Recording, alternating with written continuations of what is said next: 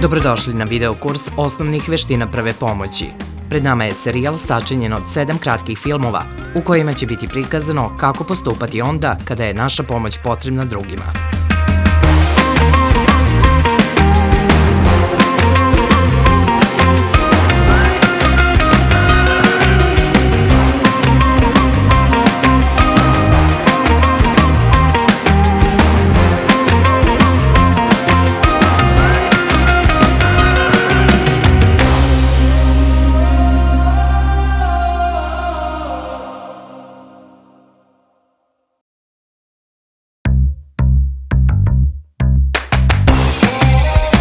Gotovo je sigurno da se svako od nas već našao u nekoj izazovnoj situaciji u kojoj treba reagovati brzo i preduzeti mere bez kojih bi nečije zdravlje moglo biti ozbiljno narušeno.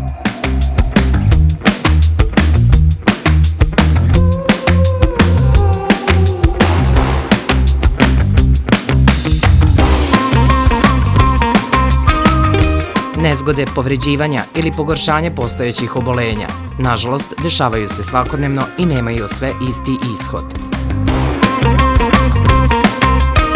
Međutim, ono što u takvim slučajevima može napraviti suštinsku razliku jesmo mi sami. Svako može pružiti mere prve pomoći i to je prva stvar koju treba da znamo.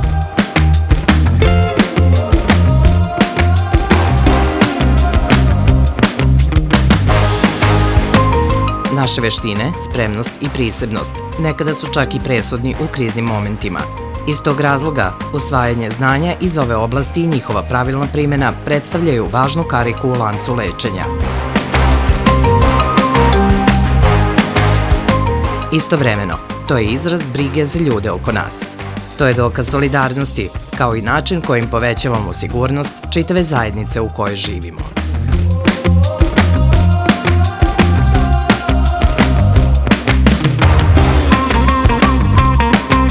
Zato počinjemo sa edukacijom.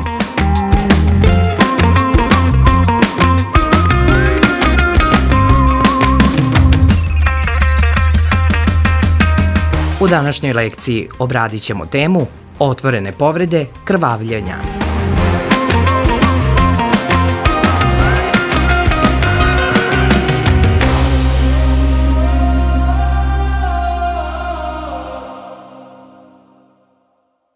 U ovom segmentu prve pomoći ćemo pokazati zbrinjavanje obilnog krvarenja.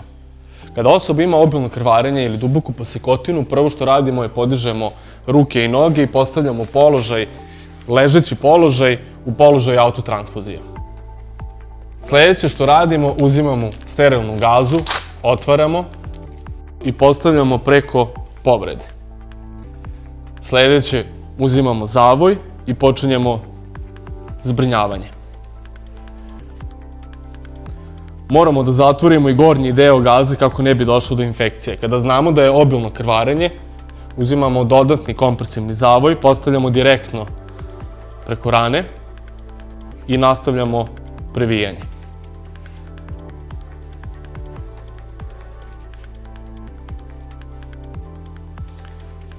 Kada završimo previjanje, obavezno pozivamo hitnu pomoć na broj 194 i osobu zadržavamo u položaju autotransfuzije.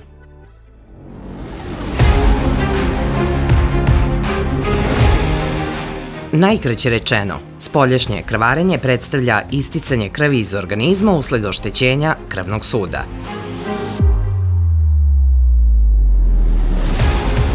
Svako od nas zna kako to izgleda, međutim kako razlikovati vrste krvarenja i kada pružiti mere prve pomoći?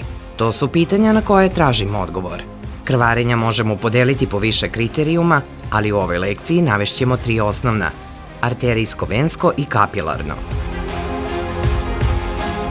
Osnovna razlika među njima jeste vrsta krvnog suda koji je oštećen, iz čega proizilaze i neke druge specifičnosti. Iako svako krvarenje nije opasno po život, svako je potrebno zaustaviti, da ne bi postalo opasno. To je osnovni princip kojim se rukovodimo. Naše telo posjeduje mehanizme kojima je u stanju da zaustavi krvarenje i da obnovi strukturu krvnog suda. Svi smo čuli za pojmove hemostaze, koagulacije krvi, svi smo čuli za funkciju trombocita. Međutim, našem telu nekada je potrebna pomoć, naša pomoć. To nije toliko teško, a može napraviti suštinsku razliku. Učeći mere prve pomoći, mi smo ti koji tu razliku pravimo. Zato postanimo deo rešenja. Naučimo nešto korisno za sebe i za druge. Važno je.